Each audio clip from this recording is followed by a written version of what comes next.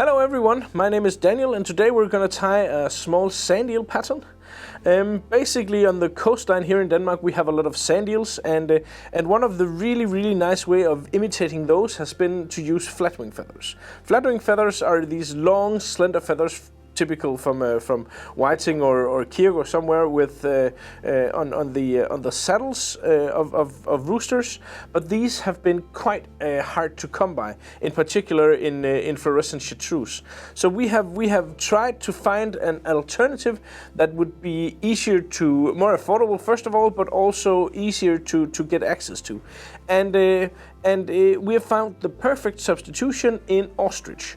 Ostrich makes this fly come truly alive. It looks perfect in the water. It has a lot of movement, in particular if we use one of these miracle heads here in front. So basically in this fly, in this sand eel pattern, you have every single thing that you need.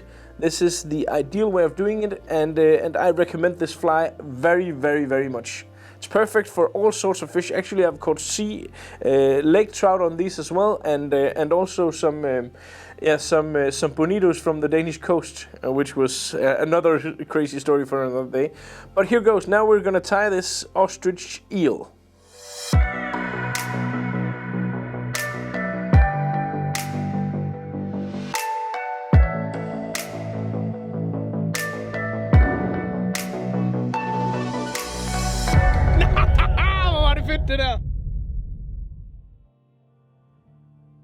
So here goes a small sand eel, is what it's called, with the miracle head. Basically we need to attach the miracle head before we start tying the fly. These are some discs. They're only in one size, which is 10 millimeters, but you can easily cut them down if you want them in smaller sizes. So this will fit almost all of the different streamer sizes that is used for trout at least. And basically you just mount them by basically just pulling them onto the hook here, like so. That's also one of the reasons why I've chosen a hook that has a fairly large hook gape. This is the Arix Gammaros. Basically because we will have as large a hook gape as possible when we're using these miracle heads. There we go. And then basically just attach your tying thread on top of the miracle head here, and just apply a lot of pressure to ensure that it stays in place. There we go. We're not gonna tie on the entire hook shank for this one. It's a fairly simple pattern. That's just using some really nice, very lively materials that simply just plays into the idea about the miracle head here, which really makes the fly just swim insanely great out in the water with the ostrich, the polar bear, and also the STF dubbing and the flesh, of course. So basically, in order to ensure that this fly has a bit of bulk, but also to try and keep all the ostrich on top of the fly, so it doesn't tangle with the hooks with the hook, then basically I'm going to take a small bundle of polar bear. Polar bear is a bit difficult to come by. If you haven't got any, you can of course buy some from us. If you're a EU country, we cannot ship this to countries outside of EU, but if you're in the EU, you can buy this from us, and basically it has a hue and a shine to it that is unique, really great looking, and not much, nothing looks exactly like this, especially in the water, and particularly in the water. It's just awesome to work with. Tying this on top of the hook, and this is fairly stiff, so it will keep the wing or help keep the wing in place and not into the hook bend. Besides having these uniquely features in regards to how it actually looks in the water. Then we're gonna take 3 or 4 strands of ostrich, just white ostrich for this one. There we go. The thing with these sand eels is you do not want to overdress these. It's very easy to use too much materials on these, and I see that time and time again. And basically these are, in this size, it's a relatively small baitfish. So basically, do not overdress these, because they will simply not look like food out in the water. So 4 of the white ones, they should be slightly longer than the polar bear, which should be maybe 3 to 4 lengths of the actual hook shank. So about this is optimal. We're gonna cut that away. Then I'm gonna use some flash, and you can use crystal flash, or in this case I'm gonna use some. I want this to be really shiny, so I'm using some opal mirror flash here. Basically, I'm gonna take 4 strands of this, pull them out into a bit of different lengths, and then I'm gonna twist them on the thread, tie them down, and then tie back on top of them. So that makes it more durable, more strong. And then I'm gonna cut these in different lengths.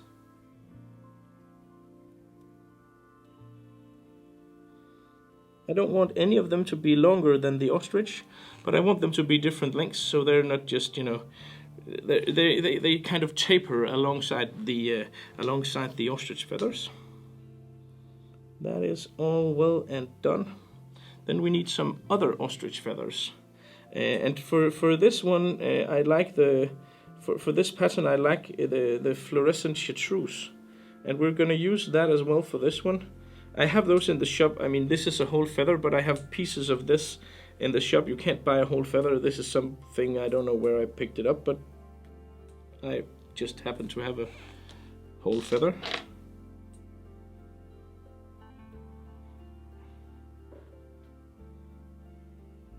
Again, I'm gonna take 4 of these, and these I'm gonna make just slightly longer than the slightly longer than the white ones. Again, placed on top of the hook here. So basically, you have now the wing that's composed of the polar bear, the white, the flesh, and the fluorescent chartreuse ostrich. There we go. And to make this fly complete and have the right tapering, I'm going to use a bit of long hair dubbing to make a small head. So I'm going to take some STF dubbing in white, a small bundle of this. I'm going to pull that out so it has it's kind of like this, and then I'm going to fold it out between my fingers, and I'm going to tie this down just where the miracle head is, with a few loose turns of the tying thread. There we go. And this will give the fly the finishing touch. It will cover up some of the hook shank and where we tied down everything. And the final finishing touch is to turn this over and tie on top of it. And I'm going to tie a bit back on top of this to make a head, but also to make a foundation for where I'm going to attach my eye in a second, for making the final touch with the UV glue. There you go. Gonna make some wood finish. And then for the part of this fly that is my least favorite, because basically, I mean, UV is just an absolutely amazing stuff to work with, but I have not done it very much. So basically, I'm not as masterful or as skillful in regards to using this as many other YouTubers out there. So I can manage, and I fish my flies, and I think they're fine for that.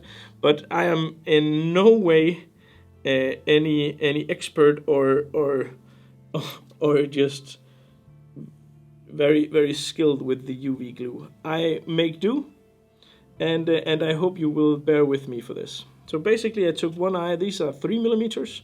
It depends on the size of the fly. You can make this even larger, of course, and then use bigger eyes. You could probably get away with using a 4 millimeter eyes as well. These are fluorescent yellow. And the trick I hear about this UV glue is the placement of the eye is important.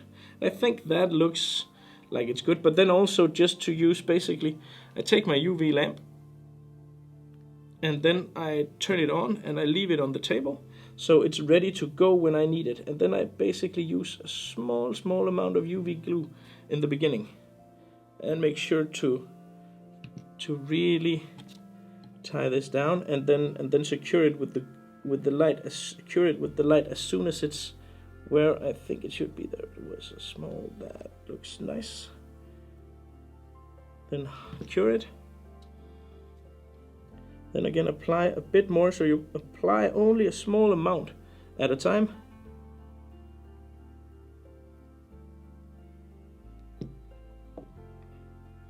I got some caught in one of the dubbing strands. I'm gonna cut that off. This actually, I'm very pleased with my results so far. Now if I only don't do what I tend to do sometimes, and that is basically to pour too much on at one time, and then it's well, it's not ruined. You can fish and we'll catch fish, of course, but it's not as beautiful for all the Instagram stuff. But hey, basically, I take pride in my fly tying, and I like to do fairly nice looking flies, but I would rather have fly that fish really well than really looks just awesome for Instagram. All of the flies I tie, or almost all the flies I tie, is flies that is intended to fish. I mean, that is the main goal of all the patterns here. It's they're intended to fish, maybe with the exception of one or two. But basically, I think if I don't see a point of making a fly unless it's actually. I mean, I understand someone who ties the classic ones, but otherwise, I think that the main thing about my fly tying, at least, is all the details have been thought about in regards to actually catching a fish, to making the fly look as attractive as possible to a fish. And now I'm not gonna do anything more about it because I'm really pleased with how that head actually turned out. This will of course add a bit of weight to the fly as well with the glue, making this ideal for fishing on an intermediate line or even maybe a small sinking line, but an intermediate line would be ideal for this. And well, basically there you have it, the small sand eel with the UV head. I'm actually quite pleased with how this turned out.